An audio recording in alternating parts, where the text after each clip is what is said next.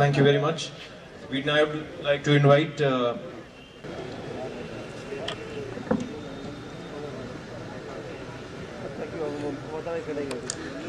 असीम सौंदर्य और पवित्रता की प्रतीक इस गुलाबी नगरी को नमन करती हूँ। राजस्थान विश्वविद्यालय की दैदीप्यमान प्रतिष्ठा और उसमें आप सबकी शिक्षा के प्रति निष्ठा को नमन करती हूँ।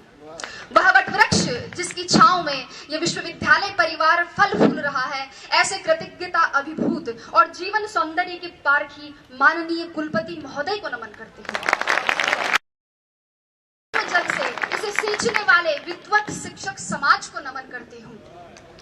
राजस्थान विश्वविद्यालय की वैभवशाली परंपरा और गौरवशाली इतिहास और उसमें जन्मी आप सबकी सुनहरे भविष्य की उत्साहित और अनुशासित प्यास को नमन करते हुए नमन करती हूँ उस परम पिता परमेश्वर को जो मुझ में वक्ता बनकर बोल रहा है, आप में श्रोता बनकर सुन रहा है और इस पंडाल के कण कण में विद्यमान होकर इस परम अनुष्ठान को साकार। मंचस्थ विद्वत समाज और देश के छलनी हुए जिगर को मरहम लगाने की एकमात्र आशा स्थल प्यारे साथियों, मुझे बहुत प्रसन्नता है कि मुझे आज ऐसे लोगों के बीच व्याख्यान का अवसर मिला है जो उस मोड़ पर खड़े हैं जहां से उन्हें जीवन संग्राम में कूदना है। अभी आपके सामने बहुत सारी चुनौतियां और संघर्ष है। ऐसा नहीं है कि आरएस बनने के बाद मेरे संघर्ष और चुनौतियां खत्म हो गए हैं, बल्कि वो तो अभी शुरू हुए हैं, लेकिन उनसे लोहा लिए बिना हम आगे नहीं बढ़ सकते हैं। साथियों, मुझे नहीं लगता कि मैं अपने इन स्नातक अनुजों को कोई मार्गदर्शन दे सकती हूँ या आप में किसी अभूतपूर्व ऊर्जा का संचार कर सकती हूँ, क्योंकि मैं भी आप ही की तरह एक जिज्ञासु विद्यार्थी रही हूँ और पिछले कुछ वर्षों में वही सामने आप ही की तरफ बैठा करती थी जहां आज आप जगमग तारों की तरह इस परिसर को रोशन कर रहे हैं।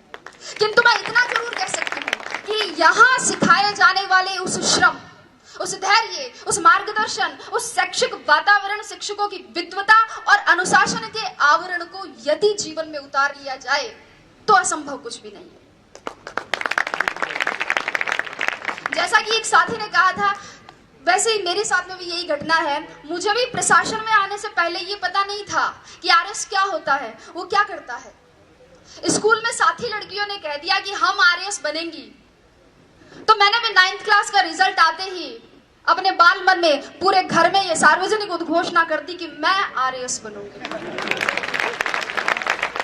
चूंकि पिताजी शिक्षा अधिकारी रहे हैं, इसलिए धीरे धीरे ये पता चला कि हाँ, कोई आरएस होता तो कोई बड़ा अफसर है। किसी ने ताना मार दिया तो आरएस बनना एक चैलेंज के रूप में ले लिया। हम लोग पतंग उड़ाते थे और पड़ोस में एक अगरबत्ती का कारखाना था, वहां बच्चे छत पर अगरबत्तियां बनाते थे। मैं और मेरी बहन वहां गए और वहां जाकर मालिक को कहा कि इनसे काम क्यों करवाते हो, इनको पतंग उड़ाने दो ना। तो अंकल बोले कि तू कौन सी कलेक्टर लग रही है यहाँ पे। मैंने सोचा कलेक्टर कौन सी तोप होता है, और अगर ये कोई तोप होता है तो एक गोला तो मैं भी दागूंगी।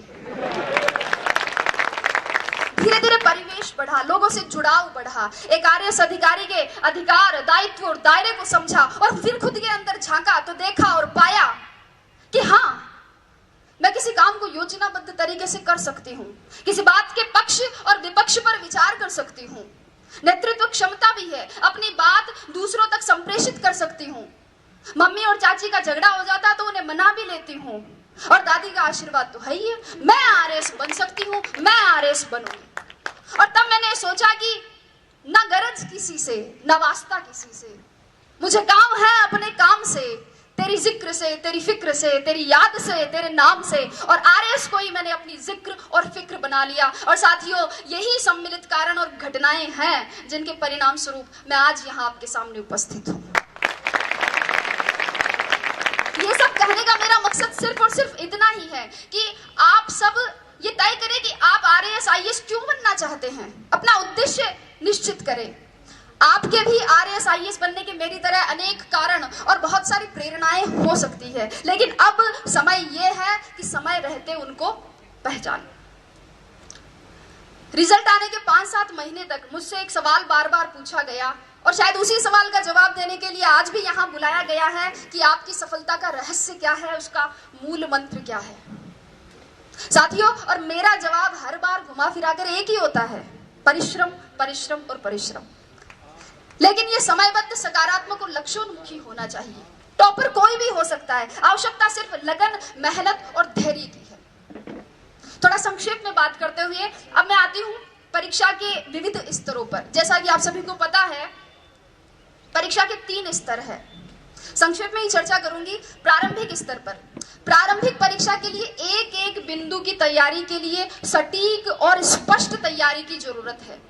और यहाँ नादानी करने का मतलब है अपनी पतंग खुद काटना। वस्तुतः दोस्तों, प्रारंभिक परीक्षा की तैयारी मुख्य परीक्षा के दृष्टिकोण से करनी चाहिए और बिना किसी शॉर्टकट की उम्मीद लगाए करनी चाहिए।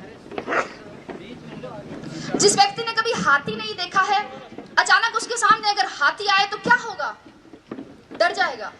इसलिए आप पिछले वर्षों के, चाहे प्रारंभिक परीक्षा हो चाहे मुख्य परीक्षा हो, पिछले वर्षों के प्रश्न पत्रों का विश्लेषण कर सबसे पहले अपने डर को दूर भगाएं। अक्सर विद्यार्थी इस असमंजस में रहते हैं कि तैयारी कहां से शुरू करें, कैसे शुरू करें। मेरे हिसाब से 9वीं 10वीं की मानक पाठ्य पुस्तकों जैसे एनसीईआरटी बुक्स, इनसे सबसे पहले अपना आधार मजबूत बनाएं और फिर इसके साथ ही किसी एक राष्ट्रीय और राज्य स्तर के समाचार पत्र या और किसी एक मासिक पत्रिका का नियमित अध्ययन करें। जो बिंदु समझ में नहीं आए उन्हें याद करने के लिए नोट्स बना लें और परीक्षा से पूर्व उनका अधिकाधिक रिवीजन करें। ये थी प्रारंभिक परीक्षा। मुख्य परीक्षा की बात करें। मुख्य परीक्षा वास्तव में इस परीक्षा का निर्णायक चरण है, जिसका इस परीक्षा में 88% योगदान है। और यहाँ ध्यान दीजिएगा, यहाँ उत्तर की कसावट और उसका सर्वोत्तम प्रस्तुतिकरण ही कामयाबी का मूल मंत्र है। मुख्य परीक्षा से पहले इन प्रश्नों पर विचार करें कि परीक्षा का पाठ्यक्रम किस प्रकार का है, पैटर्न किस तरीके का है, सवाल पूछे जाने का ट्रेंड क्या रहा है, मानक पाठ्य सामग्री कहां से और कैसे मिलेगी, उत्तर लेखन के लिए रणनीति और समय प्रबंधन कैसे करना है, पूर्व में सफल रहे अभ्यर्थियों की क्या रणनीति रही है, कितनी मेहनत जरूरी है, कितनी मूवीज और पार्टियों में नहीं जाना है, कितनी गप्पे एग्जाम के बाद के लिए छोड़नी है, व्हाट्सएप को मोबाइल में कब तक अनइंस्टॉल रखना है। इन सभी प्रश्नों के सवाल आप खुद खोजें और अगर नहीं मिले तो आप कुलपति महोदय को धन्यवाद दें कि उन्होंने इसका समाधान करवा दिया। दोस्तों, वास्तव में प्रत्येक अभ्यर्थी, प्रत्येक विद्यार्थी के पढ़ने का तरीका, उसके सोच की गहराई, पारिवारिक परिस्थितियां और समय की उपलब्धता अलग अलग होती है। अगर आप इन सवालों के जवाब खोज लेते हैं तो आपकी आधी समस्या का समाधान हो जाएगा। अब बात करती हूं साक्षात्कार की। जैसे कि पुष्पा जी ने कहा था कि साक्षात्कार आपके ज्ञान का नहीं अपितु आपके व्यक्तित्व का परीक्षण है। साक्षात्कार में सामान्यतः एक अभ्यर्थी की मानसिक सजगता, ध्यान दीजिएगा, मानसिक सजगता, समीक्षात्मक दृष्टिकोण, नेतृत्व, निर्णय क्षमता, रुचि की विविधता, सामाजिक संगठन की योग्यता, बौद्धिक और नैतिक ईमानदारी और इसके अलावा आसपास की घटनाओं में, आसपास की परिवेश में घटित हो रही घटनाओं में अभिरुचि और दृष्टिकोण की गहन जांच होती है। सभी प्रश्नों का उत्तर देना एक अच्छे साक्षात्कार का प्रतीक नहीं है और कुछ प्रश्नों का उत्तर न देना साक्षात्कार के बिगड़ने का परिचायक भी नहीं है। वस्तुतः ये तो सामने आ रही आपकी अवधारणाओं और आपके हाव भाव पर आधारित है। महत्वपूर्ण ये नहीं कि कितने प्रश्नों का उत्तर दिया, अपितु ये है कि उत्तर किस प्रकार दिया। अक्सर विद्यार्थी मुझसे पूछते हैं कि मैडम साक्षात्कार के लिए कक्ष में जाने से पूर्व क्या करें, दरवाजा खोल के अनुमति कैसे मांगे, हिंदी में मांगे या अंग्रेजी में मांगे, कुर्सी पर उनके कहने पर बैठे कि खुद बैठ जाए, बैठते वक्त हाथ टेबल पर रखे, पांव पर रखे, सिर पर रखे, कहाँ रखे। लड़के पूछते हैं कि मैडम टाई लगाए, टाई के साथ कोट भी पहने, क्या शेविंग करें या नहीं करें। और लड़कियां भी पूछती है कि साड़ी पहने, सूट पहने, सूट पहने तो मैचिंग का ब्लाउज पहने, क्या मैचिंग की nail polish, sandal, earrings, purse, bangles, blah blah blah. लेकिन अगर चर्चा करें तो ये एक ऐसा विषय है जिस पर पूरा दिन खर्च किया जा सकता है। लेकिन अगर मेरी माने, संक्षेप में मेरी माने, तो आप तो बस, अगर आपको लगता है कि आपकी तैयारी अच्छी है, आपकी विषय पर पकड़ है, आपने जो अपने हिसाब से कपड़े पहने हैं उनमें आप सुविधाजनक महसूस कर रहे हैं और उनसे आपके शरीर का आत्मविश्वास झलक रहा है, अगर आपको लगे कि आपने अपने माता पिता का आशीर्वाद ले लिया है, ईश्वर में आपकी आस्था है और दादी और नानी ने कह दिया कि जा बेटा कलेक्टर बन के ही आई, तो आप तो बस दरवाजा खोलिए और मुस्कुराते हुए अंदर घुस जाइए। अभी आपका बायोडेटा देखा जा रहा है। एक प्रश्न आपकी हॉबी से, अगला ग्रेजुएशन के विषय से, अगला करंट नॉलेज से और क्रमशः प्रश्नों का सिलसिला। और अगर आपने अंत तक अपनी संप्रेषणीयता, अपनी समझ, अपनी ग्रहणशीलता, अपने नेतृत्व को बनाए रखा, अपने आत्मविश्वास को बनाए रखा है, तो आप उसी तरह मुस्कुराते हुए बाहर आकर भेरू जी, भोमिया जी, पित्तर जी, जिनको भी आपने याद किया था, उनको धन्यवाद दे सकते हैं। और अगर कोई साथी चाहे तो खोड़े के हनुमान जी में सवामणि की तैयारी भी कर सकता है, क्योंकि मैं ये गारंटी देती हूँ कि जीत आपकी है। शर्त इतनी है कि सवामणि का निमंत्रण मुझे मिलना चाहिए। तो ये तो बात हुई परीक्षा के विविध स्तरों की। अब मैं परीक्षा में सफलता की क्या प्रक्रिया है उस पर और उस समय क्या ध्यान रखी जाने वाली और सावधानियां बरतने वाली बातें हैं, उन पर चर्चा करूं बहुत संक्षेप में।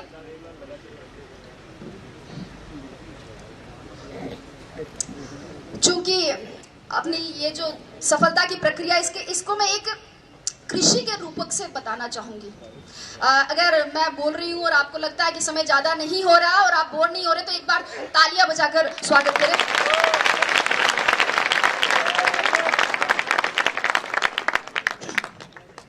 तो कृषि के रूपक से समझाना चाहूंगी, क्योंकि अब राजस्व विभाग से जुड़ गई हूं, तो कृषि, बीज, फसल, पटवारी, गिरदावर, इनसे दिन भर सामना होता रहता है, तो उदाहरण भी वैसे ही देने लग गई हूं। दोस्तों, किसी भी बीज के अंकुरण, उसकी वृद्धि, स्थायित्व, फल फूल सहित पूरा वृक्ष बनने में ही सफलता की प्रक्रिया निहित है। किसी भी बीज के अंकुरण के लिए सर्वप्रथम और सर्वाधिक महत्वपूर्ण योग्यता है उस बीज का अंकुरण योग्य होना। इसलिए सबसे पहले अपने अंदर झांके। एक बार एक पागल आईने में खुद को देखकर कह रहा था कि यार इसको कहीं देखा लगता है। बहुत देर टेंशन में सोचने के बाद वो बोला, धत्तेरी की, अरे ये तो वही है जो उस दिन मेरे साथ बाल कटवा रहा था। तो ये तो खैर पागल था, लेकिन हम जैसे पढ़े लिखे और स्वस्थ चित्त व्यक्ति भी खुद को नहीं पहचानते हैं, अपने भीतर नहीं झांक पाते हैं। रास्ते में अगर कंकड़ी कंकड़ हो और अगर अच्छा जूता पहना हो तो उस पर चला जा सकता है, लेकिन एक अच्छे जूते में भी अगर कंकड़ हो तो रास्ता चाहे कितना ही बढ़िया क्यों ना हो, उस पर कुछ कदम चलना। मेरे कहने का मतलब इतना ही है कि पहले बाहर की चुनौतियों से पहले खुद की कमजोरियों से जीते, लड़े।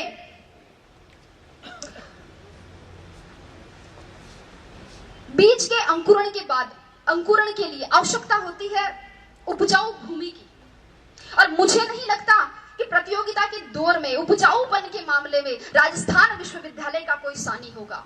यहाँ का मार्गदर्शन आपके लिए सदैव पथ प्रदर्शक का कार्य करता रहेगा। आपको अपनी तैयारी के लिए, लक्ष्य प्राप्ति के लिए जहां कहीं भी, किसी भी कोचिंग संस्थान, महाविद्यालय अथवा व्यक्तिगत मार्गदर्शन के लिए कहीं भी अपने आप को समर्पित करें, तो उस भूमि का उपजाऊपन जांच ले, क्योंकि कई बार योग्य बीज भी उपजाऊ भूमि के अभाव में अंकुरित नहीं हो पाते हैं। बीज के अंकुरण के पश्चात आवश्यकता होती है खाद, कीटनाशक और उत्प्रेरकों की। विद्यार्थी के लिए खाद का काम करते हैं उसकी कक्षा, उसकी पुस्तकें, उसके मित्र, उसका जो पढ़ाई का आसपास का माहौल है वो, उसके गुरुजन जो उसे एकाग्रता और ज्ञान संचय की विधि प्रदान करते हैं। एकाग्रता पर थोड़ा सा, कुछ विद्यार्थी ऐसे होते हैं जो पढ़ते हुए टीवी रेडियो चलाते हैं, एफएम चलाते हैं, और कुछ बच्चे ऐसे होते हैं जो कान में ईयरफोन डालकर म्यूजिक सुनते हुए फिर पढ़ाई करते हैं। और अगर पास में पड़ोस में कोई शादी हो रही हो, रात्रि जागरण हो तो उन्हें डिस्टरबेंस होता है। सर, मैं अपना उदाहरण देना चाहूंगी कि मेरे घर के इस तरफ मंदिर है और इस तरफ मस्जिद। सुबह उठते ही इधर से घास खाए गैया, दूध पिए ग्वाल, छोटो सो मेरो मदन गोपाल शुरू हो जाता था। तो उधर ला इलाहा इल्लल्लाह मुहम्मदुर रसूलुल्लाह के साथ शाम ढलती थी। बारात भी उधर से ही जाती थी, सतराम के जयकारे भी। लेकिन मैं आपको बता दूं कि मैंने अपनी पूरी पढ़ाई अपने घर की छत की तरफ जाने वाली उस आखिरी सीढ़ी पर बैठकर की थी, और मुझे हर तरह के शोरगुल में एकाग्रता का इतना अभ्यास हो गया था कि पता ही नहीं चला कब होली की गैर निकल गई और कब ढोल ताशों के साथ मुहर्रम के ताजिए। पढ़ते वक्त मोबाइल बंद रखे। अगर व्हाट्सएप, मैसेंजर और फेसबुक नहीं चलेगा तो एकाग्रता में वृद्धि होगी, लेखन शैली में सुधार होगा और टॉप 50 में आने की संभावनाएं भी बढ़ सकती हैं। मेरी बात करें तो मैं बताऊं, मैंने मोबाइल ही नहीं रखा था। यहाँ बैठे मेरे साथी इस बात के गवाह है कि मैंने एंड्रॉइड मोबाइल ओटीएस में आके खरीदा था, और अब व्हाट्सएप पर जुड़ने वाली मैं अपने बैच की आखिरी मेंबर थी। कीटनाशकों की बात करती हूँ इसके बाद। जिस प्रकार पौधे की जड़ों के दीमक और पत्तों के कीड़ा लग जाता है, उसी प्रकार एक विद्यार्थी के भी धैर्य के लालच का, मेहनत के आलस्य का, सादगी के विलासिता का और पढ़ाई के भटकाव का घुन लग ही जाता है। और ऐसे में अनुशासन ही वह कीटनाशक का कार्य करता है। मित्रों, अनुशासन ही वह औषधि है जो किसी भी लक्ष्य की प्राप्ति के लिए किए गए साधना के तपोबल के ओज को परिवर्तित कर देता है। इसलिए अपने आप को अनुशासित बनाए, व्यवस्थित बनाए, अपना खाना पीना, जागना, सोना, ये सब संयत बनाए। और इसके लिए गीता का एक श्लोक मेरी प्रेरणा रहा है कि युक्ताहार विहार से युक्त सर्वस्य चेष्टसु युक्त स्वप्नाम बोध से योगो भवति दुःखः। अर्थात अपना सोना, जागना, आहार, विहार और अपनी चेष्टाएं ये संयत हो, उचित हो। और अगर आप इस अनुशासन को, इस औचित्य को बनाए रखते हैं तो आपके लक्ष्य की पवित्रता को सुरक्षा मिलती रहेगी। पौधे की वृद्धि के लिए आवश्यकता होती है डीएपी और यूरिया जैसे उत्प्रेरकों की।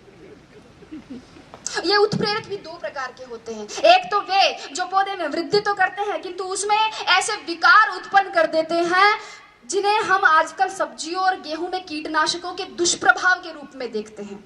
और दूसरे वे उत्प्रेरक जो पौधे में प्राकृतिक हार्मोन्स को संतुलित करते हुए उसे स्वस्थ और लाभदायक वृद्धि प्रदान। विद्यार्थी के जीवन में भी दो प्रकार के उत्प्रेरक होते हैं। 2008 की परीक्षा में अंतिम रूप से चयनित नहीं होने पर मुझे किसी ने कहा कि तू तो केवी की नौकरी से संतोष कर ले, ये आरएस बनना तेरे बस की बात नहीं है। तो एक दूसरे मित्र ने कहा कि गिरको कर रे कंथड़ा, हिरण कशो घी खाए, आंख चरे और पून भगे, घोड़ा स्यू आगो जाए। कि हिम्मत कर, हुंकार भर, हिरण कौन सा घी खाता है लेकिन घोड़ों से आगे जाता है। एक था उत्प्रेरक और दूसरा था दुष्प्रेरक। दुष्प्रेरण ना स्वयं करे ना दूसरों के दुष्प्रेरण का शिकार हो, अपने मुकाम, अपने उसूल खुद तय करे और हर बार लोगों की अपेक्षाओं पर खरा उतरने की कोशिश ना करे। एक बार रात के समय एक दुकानदार बंद करने वाला था कि ये कुत्ता उसके पास में आया। कुत्ते के मुंह में थैली थी और उसमें कुछ सामान की लिस्ट थी। दुकानदार ने थैली ली, उसमें सामान डाला, बाकी पैसे डाले और सामने रख दी। कुत्ते ने थैली मुंह में उठाई और चल दिया। दुकानदार से रहा नहीं गया, वह आश्चर्यचकित होकर कुत्ते के पीछे पीछे गया, ये जानने के लिए कि इतने समझदार कुत्ते का मालिक कौन है। कुत्ता कुछ देर बस स्टॉप पर खड़ा रहा। बस आई, उसमें चढ़ गया। कंडक्टर पास आते ही उसने गर्दन आगे, बेल्ट में कुछ पैसे और घर का पता था। कंडक्टर ने उसे टिकट दे दी, बाकी पैसे बेल्ट में वापस रख दिए। जो ही अपना स्टॉप नजदीक आया, कुत्ता बस में आगे की तरफ आ गया और पूंछ हिलाकर इशारा किया। बस रुकने पर कुत्ता उतर गया और आगे चल दिया। दुकानदार भी उसके पीछे पीछे चला। कुत्ते ने अपने पैर से 2-3 बार दरवाजा खटखटाया। मालिक बाहर निकल कर आया और उसने लाठी से कुत्ते की पिटाई की। आप सोच रहे होंगे कि क्यों? मालिक भी सोच रहा था। उसने पूछा इसका कारण, तो मालिक ने कहा बदतमीज ने सारी नींद खराब कर दी, चाबी लेके नहीं जा सकता था, गधा कहेगा। मित्रों, जीवन की सच्चाई भी यही है। लोगों की आपसे अपेक्षाओं का कोई अंत नहीं है। जरा सा आप चूके कि आपने बुराइयां निकाल देंगे और पिछली सारी अच्छाइयों को भूल जाएंगे। इसलिए आप तो बस अपना कर्तव्य कर्म करें, आगे बहुत सी कठिनाइयां है। माझी तेरी कश्ती के तलबदार बहुत है, माझी तेरी कश्ती के तलबदार बहुत है, इस पार कुछ मगर उस पार बहुत है। जिस शहर में खोली है तूने शीशे की दुकान, उस शहर में पत्थर के खरीदार बहुत है। लेकिन अगर आपने निश्चय कर लिया है कि आपको इस कठिन राह पर चलना है, अगर आपने सोच लिया है कि अब जलेबी की तरह इसमें उलझ ही गए हैं, तो फिर क्यों न चाशनी में डूबकर जिंदगी का मजा लिया जाए। मेरे कहने का मतलब इतना ही है कि अपनी मेहनत को सफलता के मुकाम तक पहुंचाइए। अपना संबल खुद बनिए, अपनी तारीफ खुद करिए। बुराई करने के लिए तो पूरा जमाना बैठा है। जिन लोगों की नजरों में बुरे हैं आप, कह दे उन्हें कि वे नेत्रदान कर सकते हैं।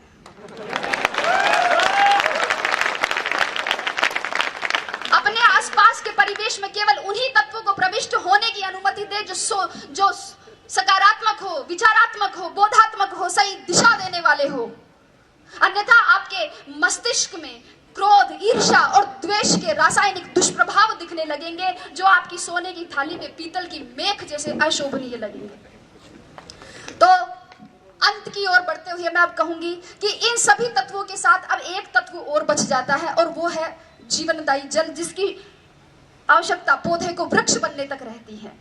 यह जल कहीं से भी पौधे को मिल सकता है, वर्षा से, ओस से, भूमिगत जल के स्वतः परासरण से, कुएं से, कुंड से, नल से, पाइप से, जहां से भी मिले ये मिलना चाहिए। और जल के समकक्ष विद्यार्थी के लिए रखा जा सकता है नियमित अध्ययन को।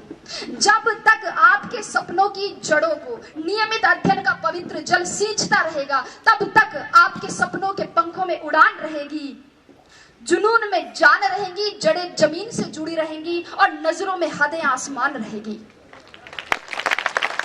अगली बात कहते हुए समाप्ति की ओर, इस बात पर गौर कीजिएगा कि विश्वास की जड़ें कमजोर हो। विश्वास की जड़ें कमजोर हो तो माता पिता के आशीर्वाद का जल ले। दिशा भ्रम हो तो दृष्टिकोण की जड़ों को गुरुजनों के मार्गदर्शन के जल से सींचे। भटकाव की भूख भड़के तो एकाग्रता की जड़ों को आत्मचिंतन के जल से पोषित करे। धैर्य धीरज धरने से इनकार करने लगे तो मानस की जड़ों को अध्यात्म के जल से सींचे। और सबसे महत्वपूर्ण, अपने सपनों की सुनहरी जड़ों को सकारात्मक सोच के जल से सदैव सींचते रहे। सफलता मजबूर होकर कामयाबी का मीठा फल आपकी मेहनत से तैयार किए गए वृक्ष पर प्रस्फुटित कर देगी, जिसके बाद उसके संवर्धन और संरक्षण की जिम्मेदारी दुनिया अपने आप ले लेती है। तो आइए सफलता का प्रसाद पाने के लिए मेहनत के इस महायज्ञ में अपने श्रम की समीधा, धैर्य की धूप, अध्ययन की आहुति और लक्ष्य की लौ से अस्तित्व की अग्नि प्रज्वलित करते हैं और कुछ नया, कुछ मौलिक, कुछ बेहतर करने का संकल्प करते हैं। मैं आशा करती हूँ कि शीघ्र ही इस विश्वविद्यालय से आप में से ही कोई छात्र या छात्रा ऐसे इसी ही तरह अपनी सफलता की कहानी बांटे, अपने अनुभव बांटे, और मैं यहीं बैठकर सुनूं, गर्व करूं और कुछ नया सीखूं, और अगर हो सके तो चाय के साथ कंक्लूजन करते हुए वोट ऑफ थैंक्स दूं। तो मेरी शुभकामना बस इतनी ही है कि आपका पथ प्रशस्त हो, लक्ष्य उन्नत हो, गति आबाद रहे। संगच्छध्वम संवदध्वम संभो मनांसी जानताम का मूल मंत्र कभी विस्मृत ना हो। आप सबकी मेहनत, सबके संरक्षण, विश्वविद्यालय में आपकी प्रतिष्ठा, आपकी निष्ठा, आपके सृजन और सक्रिय नेतृत्व से संस्कारों की नींव पर समर्पण के खंभों के सहारे सौम्यता के साथ खड़ा ये राजस्थान विश्वविद्यालय का महल अपनी आस्था और विश्वास के साथ सदैव पुष्पित और पल्लवित होता रहे। इसी के साथ धन्यवाद, बहुत बहुत धन्यवाद।